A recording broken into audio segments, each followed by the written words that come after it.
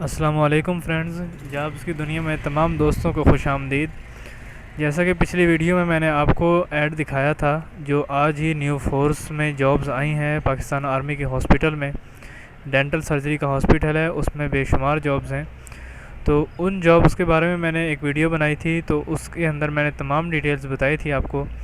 तो जैसा कि मैंने कहा था कि मैं एप्लीकेशन फॉर्म पर भी एक वीडियो बनाऊँगा, तो आज मैं उसी एप्लीकेशन फॉर्म को फ़िल करने और उसके डाउनलोड करने के तरीके के बारे पर वीडियो लेकर हाज़िर हुआ हूँ। तो चलिए हम वीडियो को शुरू करते हैं और मैं आपको बताऊँगा कि आपने फॉर्म को डाउनलोड कहाँ से करना है, कैसे करना है और फिर उसको फ़िल कैसे करना है। तो सबसे पहले आपने अपने मोबाइल पे या कंप्यूटर पे क्रोम ब्राउज़र को या किसी भी ब्राउज़र को, इंटरनेट ब्राउज़र को ऑन करना है और यहाँ पे लिखना है www.afip.gov.pk। इसको जैसे ही हम सर्च करते हैं, ये लोड हो रहा है अभी, देखिए। तो जब ये लोड हो जाएगा तो देखें बिल्कुल राइट कॉर्नर पे यहाँ पे आपको एक डाउनलोड का ऑप्शन मिलेगा, ये जो ब्लैक हो गया है। इसको जैसे ही हम इस पर क्लिक करते हैं तो इसके डाउनलोड में से हमें ये दो खाने नज़र आ रहे हैं। जो पहला खाना है उसमें लिखा है armed forces institute of dentistry job opportunities June 2021, और इसके सामने यहाँ पर देखें एप्लीकेशन फॉर्म लिखा हुआ है। नीचे ऐड है, ऊपर वाला एप्लीकेशन फॉर्म है, और इसके सामने आपको व्यू और डाउनलोड के दो ऑप्शन नज़र आएंगे। अगर आपने व्यू करना है तो व्यू कर लें, अगर डाउनलोड करना है तो डाउनलोड कर लें। तो मैं यहाँ से व्यू में आपको दिखाता हूँ कि आपने इसको फिल कैसे करना है। तो जैसे ही ये फॉर्म ओपन होगा, सबसे पहले जो इसके ऊपर लिखा हुआ है दरख्वास्त फार्म यानी कि एप्लीकेशन फार्म, इसके राइट कॉर्नर पे एक बॉक्स बना हुआ है जिसमें पासपोर्ट साइज़ फ़ोटोग्राफ लिखा हुआ है। Arm forces institute of dentistry Rawalpindi, आसामी का नाम जिसके लिए दरख्वास्त दी जा रही है, यानी कि ये उर्दू में लिखा हुआ है, इस तरफ से बिल्कुल उसी तरह इंग्लिश में लिख के आ रहा है। तो यहाँ पर आपने उस आसामी का नाम लिख देना है। जैसा कि आज हमने देखा था कि ऑपरेशन थिएटर टेक्नीशियन ऑपरेशन की थी वहाँ पे वैकेंसीज़। अगर आप उसके लिए अप्लाई कर रहे हैं तो आप यहाँ पे वो लिखते हैं। मैं आपको ऐड भी दिखा देता हूँ, चलें, ये रहा, ये ऐड है उसका। तो हम फ़र्ज़ कर लेते हैं कि आप अप्लाई करते हैं कंप्यूटर असिस्टेंट पे। तो 7वां स्केल है इसका और इसकी 9 वैकेंसीज़ है टोटल। तो यहाँ पर अगर आपने इसके लिए अप्लाई करना है तो कंप्यूटर असिस्टेंट या ऑपरेटर मेल या फीमेल, तो यहाँ पर आप लिखेंगे कंप्यूटर असिस्टेंट, और पे स्केल इसका इसके बिल्कुल सामने लिखा हुआ है, ये देखें 7th, इसका 7वां स्केल है। तो आप यहाँ पे 7 लिखेंगे और यहाँ पर पासपोर्ट साइज़ फ़ोटोग्राफ, और होनी कैसी चाहिए मैंने पिछली वीडियो में आपको बताया है, और मैं पिछली वीडियो का लिंक भी इसके नीचे डाल दूँगा। अगर किसी ने तफसीलात देखनी हो तो उस वीडियो पर जाकर तफसीलात को देख सकता है। अब नीचे है personal record name should be in block letters, यानी कि जितना भी बड़ा नाम हो, आपने सब का सब जो है वो बड़े हरूफ यानी कैपिटल हरूफ में लिखना है।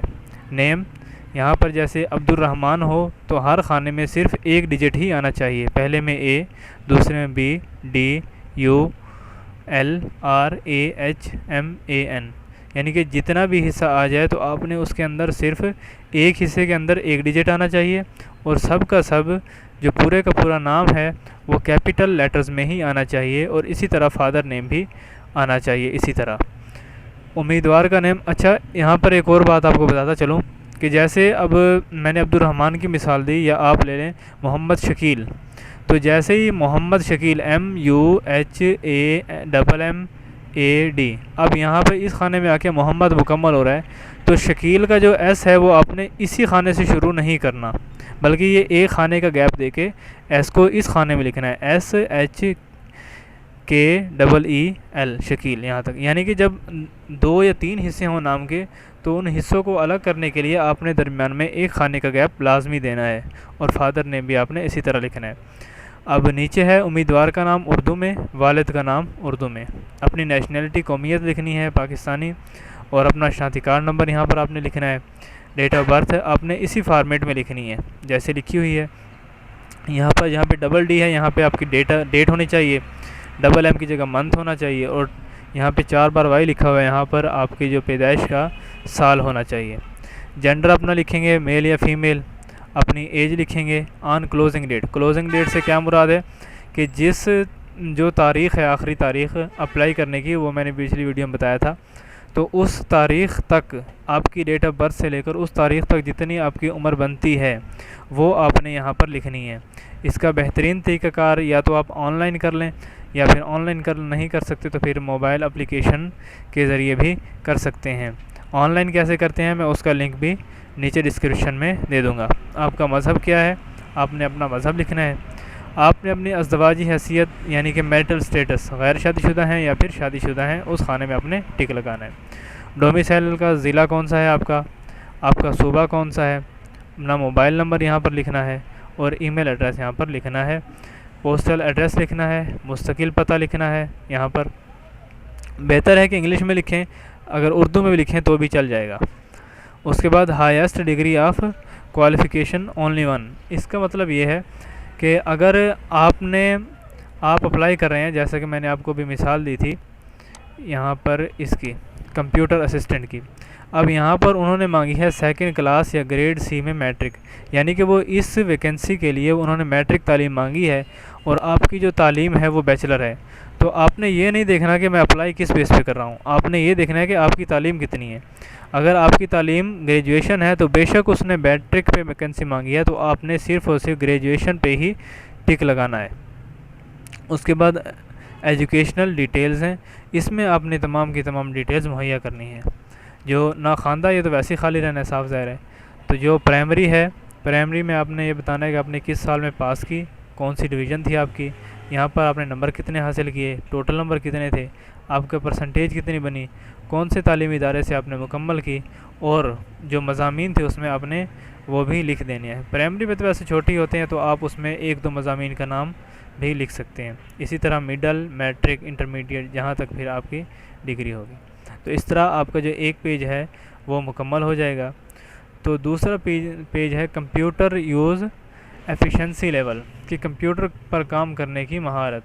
तो ये उनके लिए है जो कंप्यूटर में काम करने का तजर्बा रखते हैं। जैसे ये कंप्यूटर असिस्टेंट है, ऑपरेटर है, तो इसमें देखें किसी भी मंजूरशुदा इदारे से माइक्रोसॉफ्ट ऑफिस का सर्टिफिकेट यहाँ पर लिखा हुआ है। तो जिसके पास तजर्बा होगा या उसने कहीं काम किया होगा तो वो इसके अंदर अपने बारे में बताएगा। टाइपिंग स्किल किस में ज़्यादा है, इंग्लिश लिख सकता है कि नहीं लिख सकता, उर्दू लिख सकता है कि नहीं लिख सकता। अगर दोनों लिख सकता है तो दोनों में टिक लगाना है।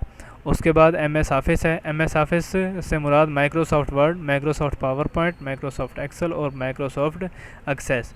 तो जितने हिस्सों पर आप कंप्यूटर के काम कर सकते हैं इन सॉफ्टवेयर्स पर, आपने उन्हीं खानों में टिक लगाना है।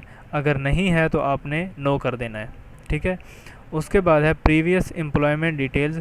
ये उन लोगों के लिए हैं जो पहले से किसी इदारे में नौकरी कर रहे हैं, और किस तरह से उन्होंने अप्लाई करना है ये मैंने पिछली वीडियो में बता दिया था। उसके बाद डिक्लेरेशन है, यानी तस्दीकनामा। यहाँ पर आपने अपना नाम लिखना है।